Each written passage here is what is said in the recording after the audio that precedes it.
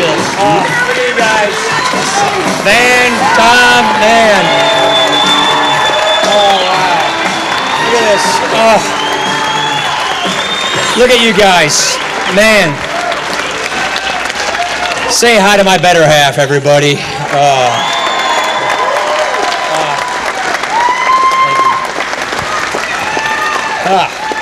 You know, you get a little choked up coming home.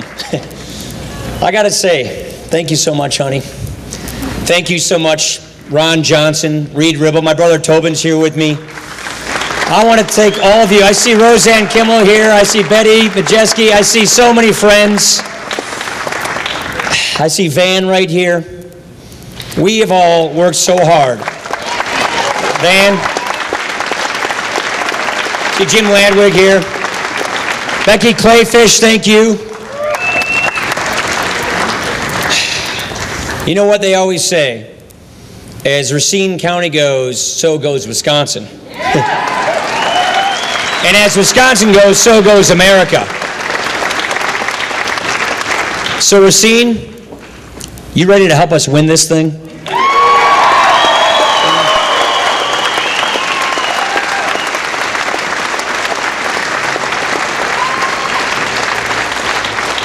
It feels so good to be home. It really does. From here, we go home to Janesville to go trick-or-treating with our kids. And we will go trick-or-treating on the same route we go every year, which is the same route I went on when I was a little guy. That's what's so great about our traditions. And in this state and in this country, we come together for those who are in need. So let's put in our prayers today those people who are in need, who face the damage from Hurricane Sandy. Let's think about those men and women. Let's think about those lives have been lost, their family members, and those who are still dealing with the catastrophe. Let's put them in our prayers, and when we go home, let's think about making a donation to the Red Cross at www.redcross.org. That's what we do in this country. We help out one another. We look out for one another.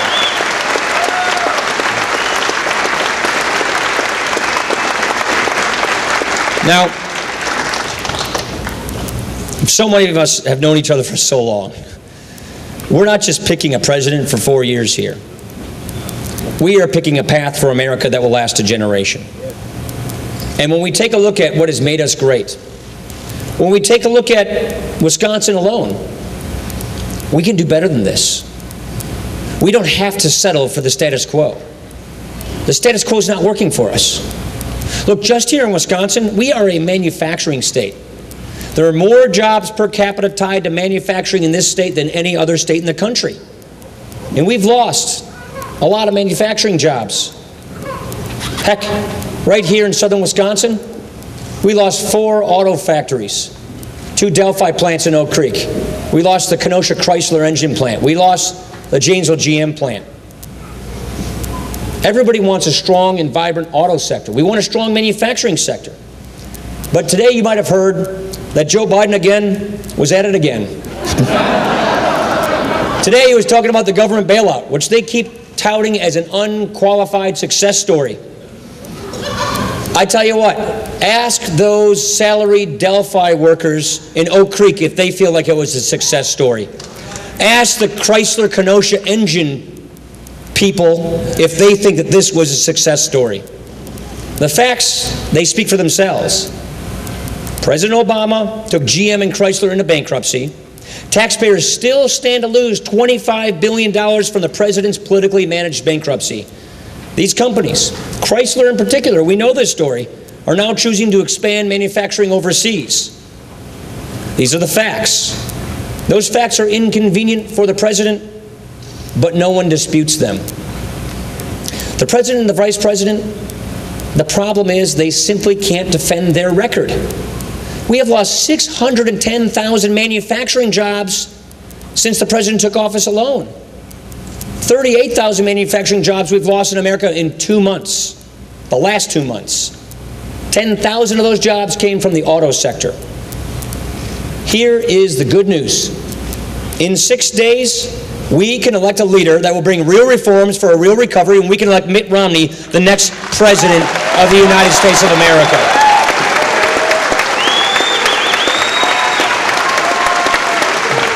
You see,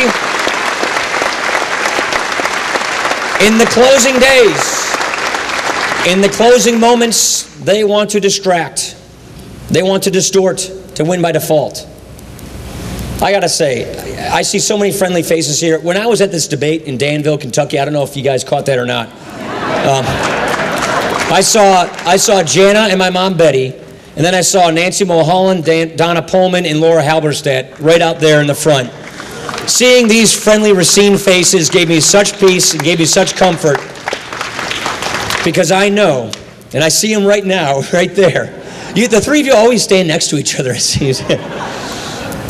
Seeing such good friends, seeing people who care so much about their community, seeing people who care about the values that built this country, it gives me hope, it gives me heart, and it gives me the knowledge and the faith and the confidence that in 6 days we're going to put this country back on the right track.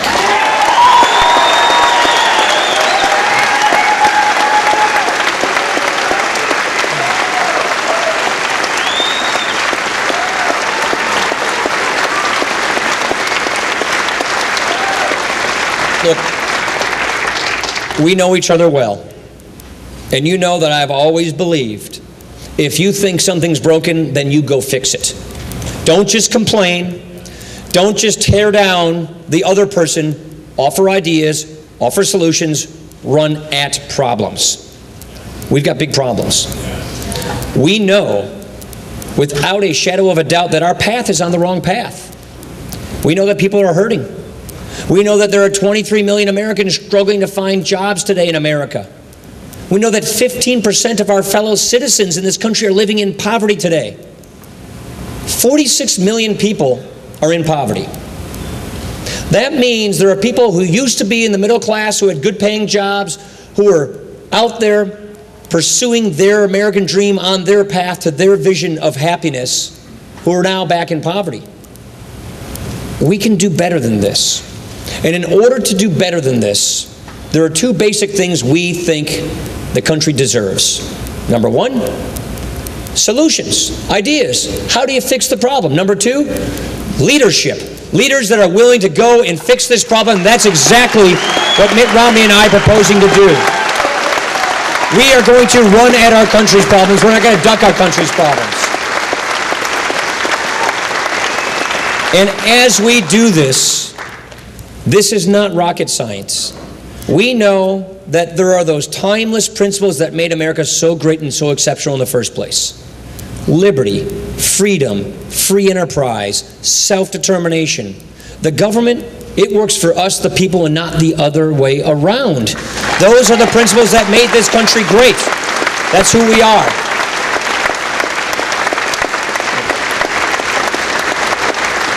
The American system of freedom and free enterprise has done more to help the poor, more to give people the right to rise in this country than any other economic system ever designed. Why would we want to replace it? We want to revitalize it. And that's why we're offering these ideas. That's what this whole 5-point plan is all about. The reason you hear Mitt and I talk about our 5-point plan so consistently is because what we want to do is say to the country, here's your choice. Here's how you fix this mess. Here's how you get people back to work. Here's how you grow the economy. Here's how you create 12 million jobs. Here's how you leave our children and our grandchildren with prosperity instead of a burden of debt that will compromise and diminish their future. 5 plans, 5 points. We have so much energy in this country.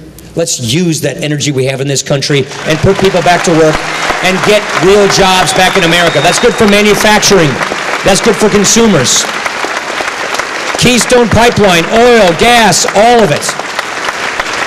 And look, I've got friends, constituents, whether it's Delphi or Chrysler or GM in Janesville, or people who have been we've had great manufacturers that are gone. And so a lot of people, whether they're in their 30s or their 40s or their 50s or their 60s, they thought they'd have the same really good paying job that would be able to provide for their families so they could get ahead, just like their folks did. A lot of those jobs are gone, and a lot of those people are struggling. A good friend of mine in Janesville, a guy I've known for a long time, lost his job at the plant. He was making $25 an hour with benefits. Now he's making $9 an hour at Quick Trip, no benefits. there are 23 million people like this. We don't have to settle for this. So our goal here is to make sure that we get the bureaucracy out of the way and get them the skills they need. Go to Gateway, go to Black Hawk Tech, go to Parkside, go to Whitewater. Here's the benefit, here's the skills. Go get a good skill so you can get yourself back on a path to prosperity, get a good job for the 21st century. This is essential to getting people back onto lives of self-sufficiency, back into lives of pursuing their version of the American dream. This is critical. That's point number 2 in our 5-point plan. We can fix this. We also got to remember that 95% of the world's consumers are overseas. So we got to make more things, build more things, grow more things, and sell them overseas. At the Case plant here in Racine, about 4 out of 10 of those tractors, correct me if I'm wrong, that are rolling off that line, they got to go overseas if we're going to keep that plant running. That means we got to remove those barriers, have countries trade fairly with us so we can make more things here and sell them overseas. That is actually critical to have good paying manufacturing jobs. Those magnums are the best in the world. We can compete with anybody. And you know I sound like a broken record. I've done over 550 town hall meetings right here in the 1st Congressional District. A lot of you have been to them. I know I sound like a broken record, but we have got to get ahead of this debt crisis. We've got to stop spending money we don't have. We've got to balance this budget. We've got to reform government so that we don't indebt our children to a diminished future. That is critical. This debt not only hurts the economy today, it not only puts a huge cloud of uncertainty on job creators today, it guarantees that our kids are going to be worse off. We've never done that in this country. We need leaders to lead. Look, we passed budgets in the House. The Senate, Ron Johnson needs help. You got to send him Tommy Thompson, not Tammy Baldwin, so that these guys actually do something over there. We need leaders to lead. We need to get things done. That's why we need to actually pass budgets that reforms government, that saves Medicare, that saves Social Security, that gets spending under control, that gets this debt under control. And let's also remember that 2/3 of our jobs, you know, I'd love it if they all came from S.C. Johnson and Case and the big companies. They don't. They come from small businesses. Look, overseas, which to us is Lake Superior, the Canadians just lowered the tax rate on all of their businesses to 15% last January. The Chinese, our other competitors, they're at 25% or less. President Obama is guaranteeing that if he's reelected, the top tax rate on successful small businesses, you know, the businesses in our industrial parks where most of our jobs come from, that rate goes up above 40% in January.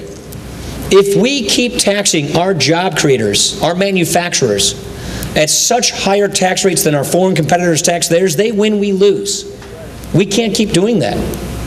If borrowing and spending and taxing and regulating and more Federal Reserve money printing was the secret to economic success, we would have learned this by now. It's not. The good news is we can fix this. It is not too late to get the American dream back on track.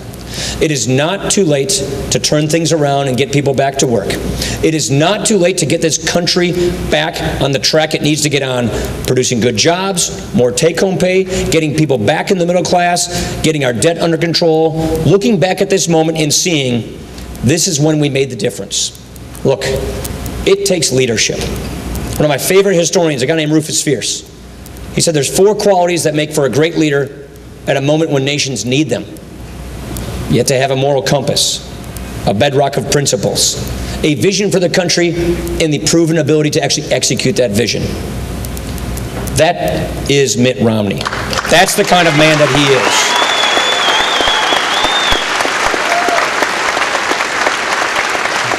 Look, whether it was the bipartisan budget reforms that I've worked with Democrats on, or the bipartisan Medicare reforms that we've pushed out there, or Mitt Romney's record as governor of a Democratic state where he worked with Democrats, 85% of his legislature were Democrats. He worked with them to find common ground without compromising principle. He didn't demonize them. He didn't demagogue them. He worked with them to get things done. He balanced the budget without raising taxes. This is the kind of climate and cooperation and common sense reforms we need in Washington. This is not what a real recovery looks like. You elect a leader like this, and we'll have the real recovery that we need and deserve in this country. Thanks, Brett.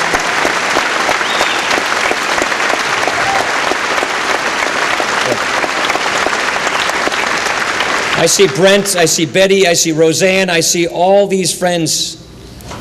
We've all been involved in fighting for our state, for our country, because we love our country, because we love our kids, because we want to leave our kids better off.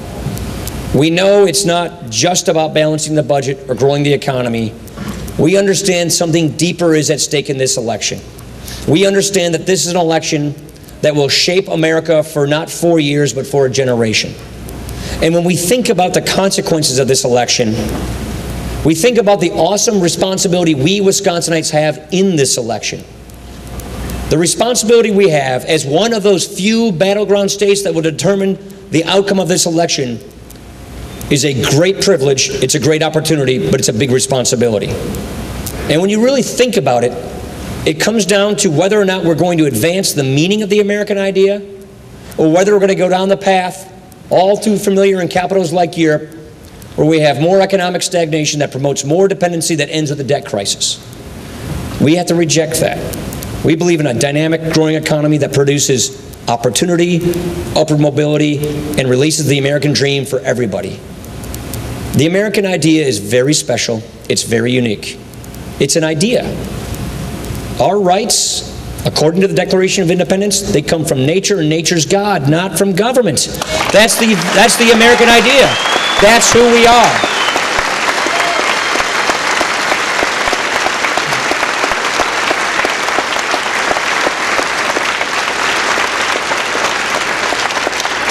I want to thank you all for coming out.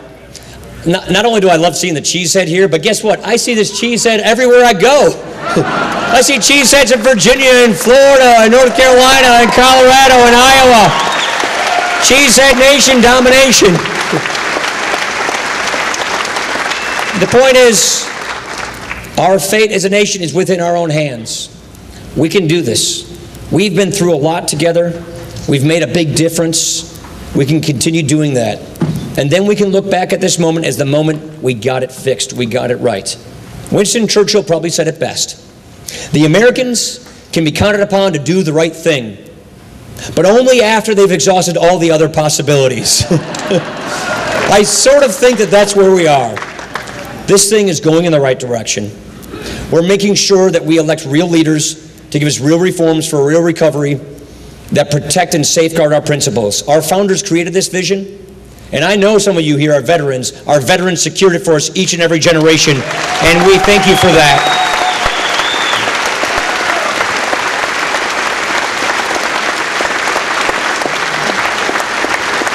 Let us honor them. Let us honor our children. Let us honor our fellow citizens. We can vote absentee early by Friday. Let us talk to our friends and our neighbors to get them to realize the significance of this moment. And this is the moment that when we look back at it a week from today on Wednesday morning, we will see that we met this moment as citizens and that we have elected a leader to get this country back on the right track by electing Mitt Romney, the next president of the United States. Thank you so much, you guys. You guys are fantastic. I really appreciate it. We can do this together. Thanks so much, you guys. Appreciate it. Awesome, guys. Thank you.